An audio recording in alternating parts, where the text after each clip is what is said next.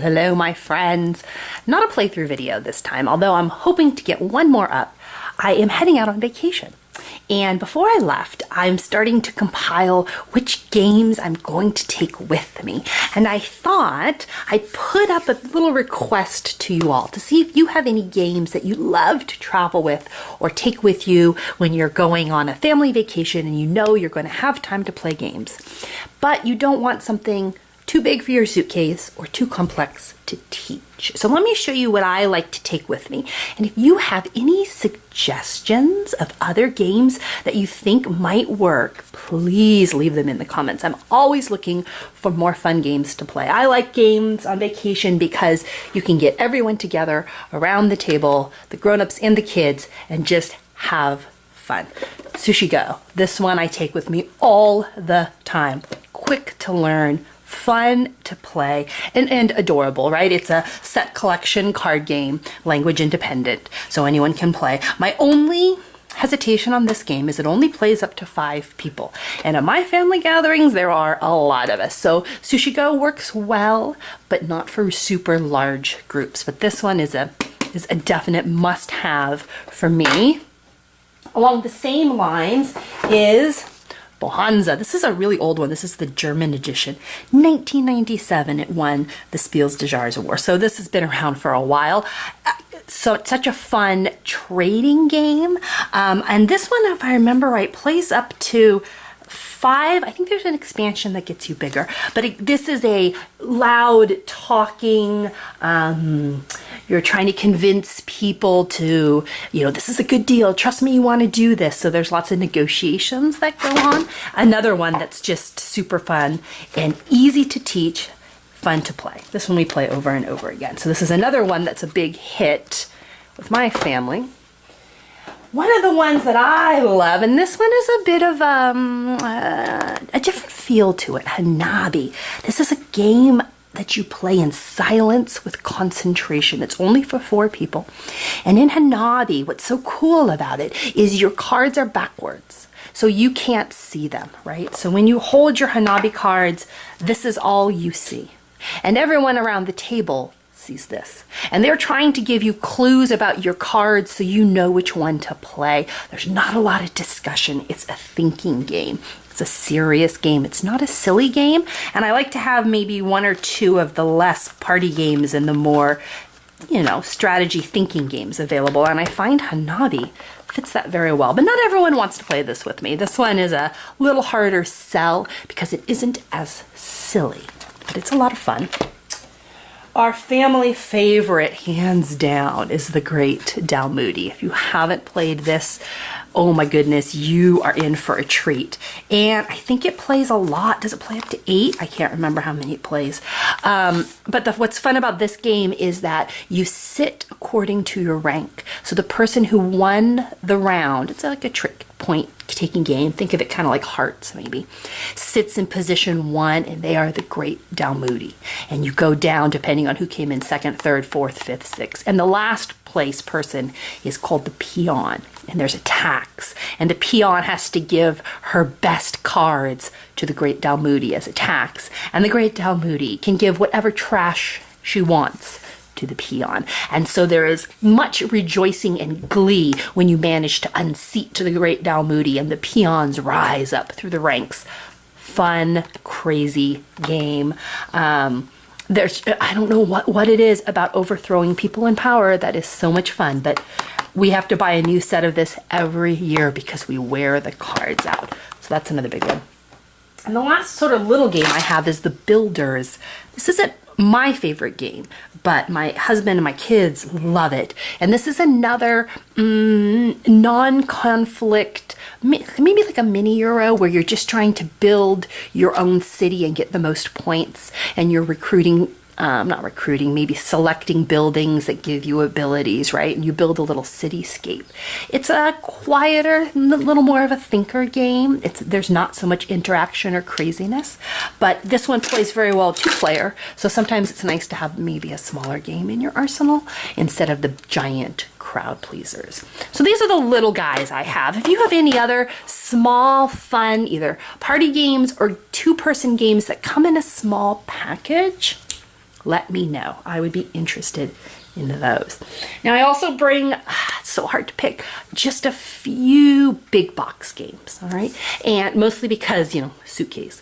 And they're a little harder to find time for. But the one that has hit really well with the kids in my family is Space Cadets. This game is chaos on wheels, and it is so much fun. It takes a long time to play. It has kind of a high learning curve, but every year the kids request this. And what's so cool about Space Cadets is it's silly, all right? Think Star Trek with humor. So you each have a position, the captain, the engineer, the weapons officers. You each have these positions, all right? And what's funny about this game is every position has a very small dexterity based game within it. So the captain will start the timer, and everybody at their station simultaneously will play their own small game. When time runs out, you report your results, and you say, weapons will say, I managed to load 2 missiles, and sensors will say, I managed to scan 2 sections, and helm will say, I plotted us a course. But because it's time crunched, you never have enough time to do it right. So you'll the helm will have plotted the course wrong, sensors will have scanned the wrong section, and weapons will have completely messed up and loaded the wrong missiles, right? So it's a comedy of errors, and everyone usually ends up laughing and role-playing this, really getting into character. But it's such a unique game. So I know it's hard to describe, so I pulled out one of the dexterity games just to show you. And this one is Sensors, all right? And Sensors comes with a little deck of cards, this little black bag. Oh dear, and where are they? And these tiny little pieces that come in different shapes. I've, of course, crazy organized everything because it's quite a bit of setup as well for this game. But for example, just to show you how one person's mini station, if you would work is you take all the pieces and you stick them in the bag, all right? There's nothing to it. And you have your handy little timer clock. You can use something else if you like, but this works just well. And you figure out how many sectors you want to scan. And let's say I have been requested to scan 3 sectors, all right? So the captain will say, ready, set, go, and everyone begins to be frantic. And I say, okay, so this is the card I'm going for. So I have to find that shape just by touch. And if I pull the wrong one, is it this one? Good. All right, I scanned 1 section. Now I'm going to do the next one, and that's an L. I'm going to run out of time. I'm going to run out of time. No, it's in here. Good. This one? Ah, shoot, I scanned it wrong, and that's the next piece I need. Okay, so the captain would say, time's up. Report in. Sensors, how did you do? And I would say, well, Captain, you wanted me to scan 3 sectors. The good news is we got one of them scanned. The bad news is we didn't get any others scanned. And usually everyone else around the table will start to groan because what you've done has affected everybody else, right? And so these little stations are super quick, super easy, and super fun. One of the things that can happen is you can have a station change. So you can be really good at sensors, and then all of a sudden you have to become the weapons specialist and you have to learn another little game. Good, crazy, this is a crazy fun game. It does have a steep learning curve, and it does take a while to play. But man, the kids in my family just can't get enough of this one. This one, Space Cadets, is a big hit. So it always comes with me. It's silly fun. And what I'm going to try this year, this is, the kids are getting older, and so I wanted to try a game that has a little more strategy to it. And I thought we would try Betrayal at House on the Hill. This is a neat game because it's half cooperative and half competitive trader aspect. So you all start out on the same team, exploring a house, revealing tiles, finding items, battling ghosts, all right? And then at some point in the game, there's a trigger. And when the trigger happens, one person becomes evil.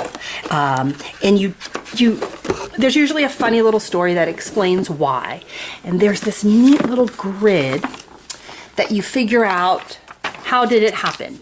So if you were in the dining room and you found the book, and that was the trigger. You are on story number 3. And you go down here and it says, the person with the lowest knowledge becomes haunted. And you turn to story number 3, which is a story about frog leg stew. And it tells you how you're going to play the rest of the game with one person, now the traitor, and everyone else are the survivors. And you each have a different win condition that's secret. So the traitor's trying to do something, and the heroes are trying to stop them somehow. And it's a race to see who can do it first. Super simple rules, but it's fun because you never know who's going to become the haunt. So I'm going to try this year. Ages 12 and up, so it's not for little kids, but I think for my middle schoolers, I think it's going to play out very well. This is a try, though. I'll let you know how that one goes. And the last game I'm bringing is a game for the grown-ups after the little ones have gone to bed. Instead of sitting around and watching TV, I like to entice people to play a game. And the one I think I'm going to try, which is, I admit, a bit ambitious, is time stories. Oh my goodness. Again, it's a cooperative game. Very easy to teach the rules. And it's a game that requires you to play it multiple sessions, so maybe it would take a couple of nights to finish one time story. And in time stories, you have a mystery set at a point in time. So you're usually traveling back in time and you're trying to uncover clues and unravel the mystery. Normally, the first time you're sent back in time, you're unable to do it. All right? You only have so many turns to figure out the answers, and you run out of time. So you return to the present, you reset, and you go back in time a second time. Only this time, right? You have some knowledge. You know, I don't need to go explore the cemetery. There's nothing there. And I don't want to talk to Tom Jones because he's actually going to start a fight. And we never got around to the nurse. Remember, the nurse said to come and see her and we weren't able to do it. So the second time you play through, you have a little bit of knowledge, enough to avoid some pitfalls and discover new information. And maybe you still run out of time, so you reset it and you run it a third time, and you keep going back in the time loop over and over again until you can follow the correct path to winning the game.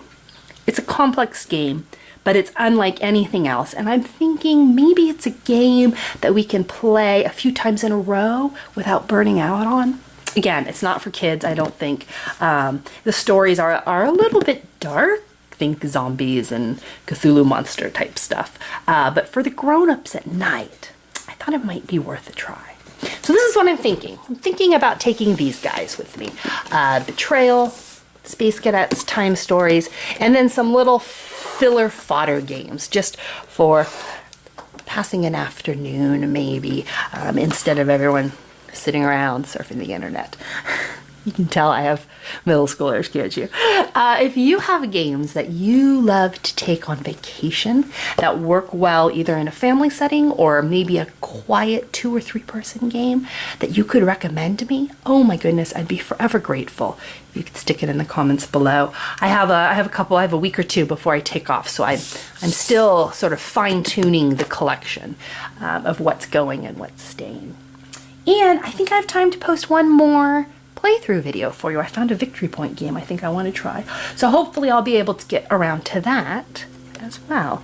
So I will see you soon, my friends. And in the meantime, please, if you have a great game, let me know. Thanks, guys.